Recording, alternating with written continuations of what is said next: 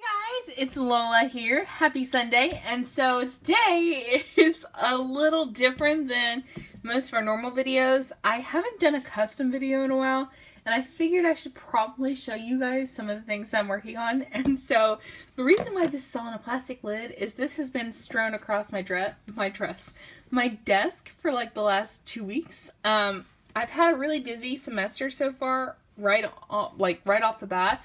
And so any little tiny bits of time in between that I'm not working on that or working on YouTube or working on anything else have been spent working on sewing projects. And like I'm working on a room coming up for a movie coming out in a few months, and I'm doing some other things. And so hint hint about the movie room coming up. But anyway, so I've had a lot of chaos going on here. And so I just want to talk about what I'm doing with customs, I guess you could say. And so my current custom, dolls, and like some things I'm working on.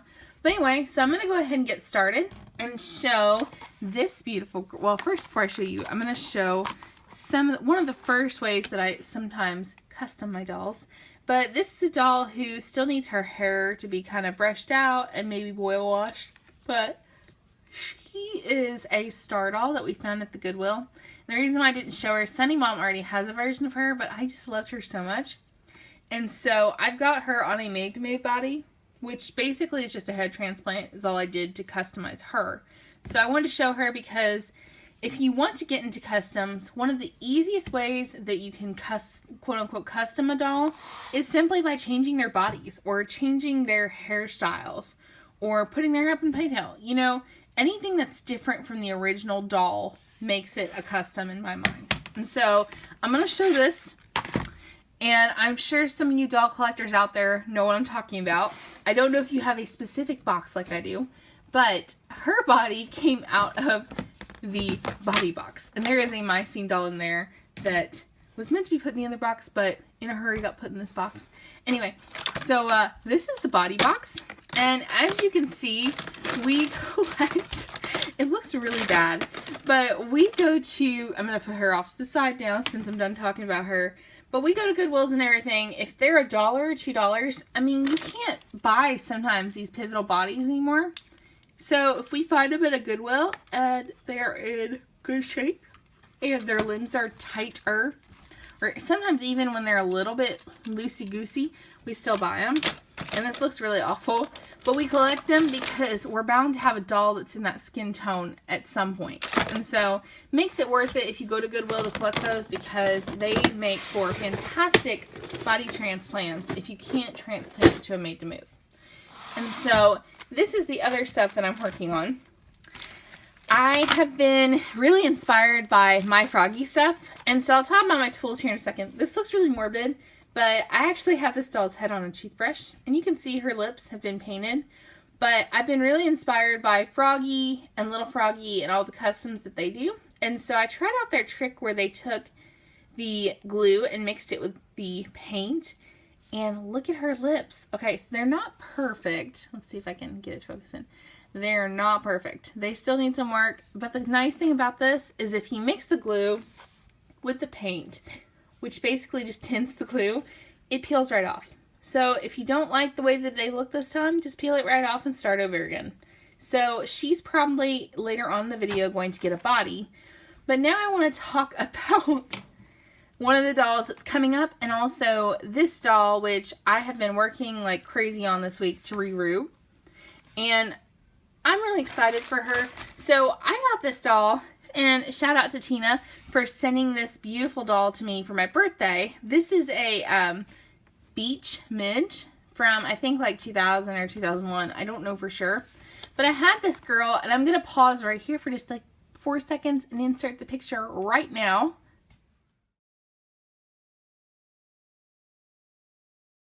So I was sent her, and I was really excited because I had her, and you can see from the picture, she had cut hair and her lipstick was stained and everything. But, all I had was her head because her body was in rough shape. But I always try to buy Midge if I find her because she's so hard to find and she's one of our favorites. And so what I did was I didn't want to spend a lot of money on doll hair because I didn't know how much I'd get into it. But now that I kind of have an idea of what I'm doing, I have done a previous reroot.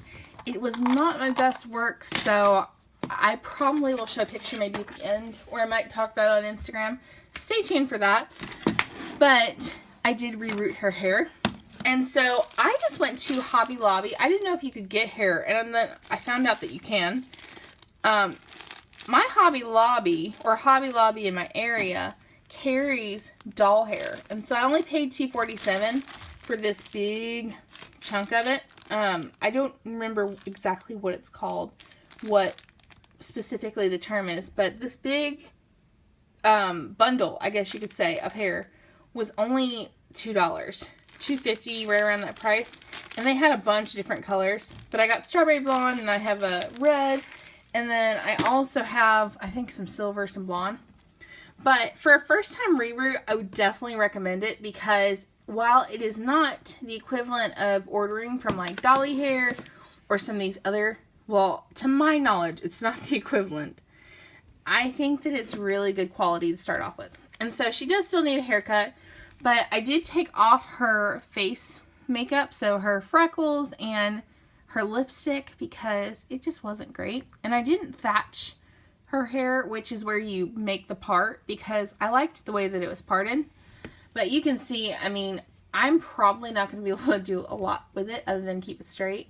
But it's so soft, and she looks so much better than sitting around with cut hair. And so she does have a new body, and in part 2 of this, we might start doing this called After the Thrift. But in part 2 of this specific video, I will definitely show you her finished look, hopefully. So, depends on how much I get done. But, so there's her. And so, she's shedding a little tiny bit. But some of the things that I keep around with what I'm doing are, I do have fabric scissors, and these are the ones that I use with sewing. But I have a second pair that is medium, I think. You know, they have heavy, medium, and I can't remember what the last one was. But they have different pairs of scissors that will cut different things. And so this one kind of just cuts through fabric. It's what I need to do. But I do have a pair of fabric scissors, because I find that even though I have like a pair of scissors that's more like hair cutting scissors, I find that when you have a doll like this who has really thick hair, and when you're trying to get the reroot process started very quickly, these tend to work, or even, you can even use another type of scissors, tend to work a little bit more efficiently. And like I said, I'm just a beginner. These are just some tips that I have, some things that I've done that work for me. I also have a scrap of fabric, and what I do is when I'm repainting, I'll take it and I'll just, she kind of looks like she's got a headband, but I just wrap it around their heads. And so you can do that with any scrap fabric. I have a multitude, a whole cup of brushes on my desk that I use. So it just depends on what you prefer. But I do find that when you're brushing out tangles, it helps to have a brush that's more along this line, these lines. And then when you're trying to smooth the hair out, so like when I have hair that's kind of frizzy, these toothbrushes, especially if you get the soft ones, work wonders. And so you can see her hair is already really nice and soft, but I do like using the toothbrush when it comes to that. And so I have a giant bag of rubber bands, and I don't use these. I use clear rubber bands that I get at Walmart for like $2.50 a pack when I am doing like a finishing hairstyle. But when I just need to pull the hair back to cut or something along those lines, I use these. And I got these at the Dollar Tree for, I believe, $1, and there was like 300 in a pack. So they're just basic rubber bands, but they're great to get close to the root. And so I have those, and then I have my rerooting tool, which you can buy these or you can make these. I just made mine, so I have that. And if you want me to go in more in depth with some of these things, just let me know in the comments. I have a pair of tweezers because I'll need that when I start the process of taking the hair out of the head. So I have those. And then finally, I'm not super big on using these, but let's say that I want to take this blonde hair doll, and instead of rooting the hair, I want to do like a streak of purple, or I want her to have like darker roots, you can use fabric markers, and they do work really, really well. You just have to make sure that you give them enough time to dry and that you wash it after you're done. So those are some things that I have kind of on deck. And like I said, this will be more a recurring thing. We're just trying to figure out as far as the channel, like scheduling and what to do on what days. But definitely leave me a comment and let me know if you want to see more videos like this. Customs and like talking about my reroots and that kind of thing. And I don't have it with me, but I do in this head use, not in this specific head, but I have used in the doll heads. I do also use Fabri-Tac glue. And so I will put a picture probably at the end, or like pause right here and put a picture and show you guys, or I'll show it, better yet, I'll show it in part 2 of this. But let me know what you guys think I should do with her face. Do you think she needs more freckles? Like her freckles back? What color should I paint her lips? That kind of thing. So leave me a comment below and let me know that. And this lovely lady, some of you might recognize her as Wet n Wild Teresa that we showed from a previous video. And so come to find out, her hair was cut, unfortunately, her bangs were. And I was really disappointed. I do need to go and get some hair for her. So I'll probably have to stop at like Hobby Lobby in the coming week and just pick up a bundle of that. Because this midge only took one bundle and I didn't even use the whole bundle. So I think that's perfect. And I am actually going to start the process with her right now and show you kind of step by step what I do. So first thing I do if they have long hair, and you can see how choppy it is here in the back, but I am going to reroot her. I'm probably not going to repaint because I really do like her face. It's just her hair that bugs me. And I've tried to style it, I've tried everything, but for right now we're just going to reroot her and see how she looks. So the first thing that I do is I put the hair in a ponytail. Whoop. And then the second thing that I do, and I'm going to zoom in just a tiny bit so you can see, is I try to kind of get as close to the roots as possible. So pull it as tight as you can without pulling the ponytail holder out. And then I'm going to take my scissors and just cut. And so I want to get all the hair off.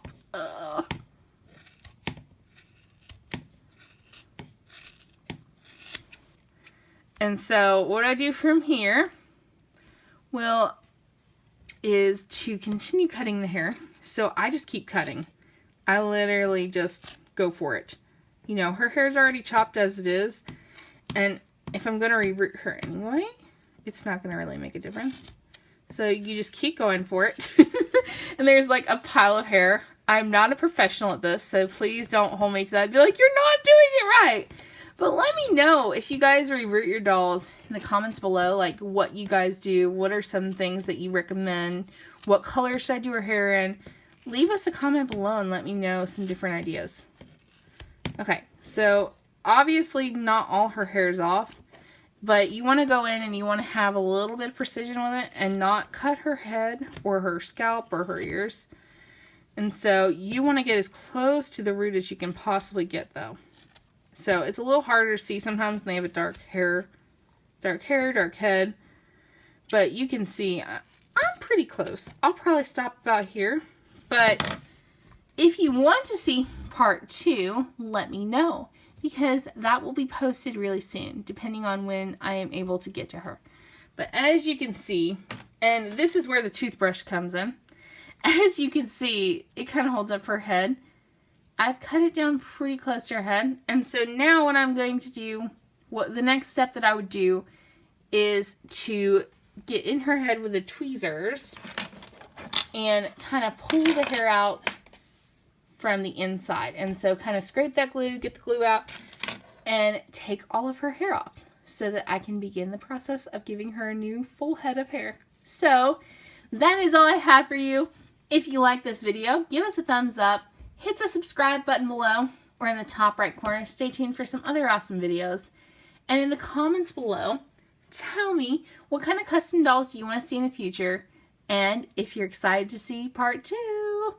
And also tell me what color hair she should get. I'm leaning towards like a dark brown, but I think she could also rock like a black. So let me know in the comments below. And that is all I have for you. I will see you in tomorrow's video. Bye!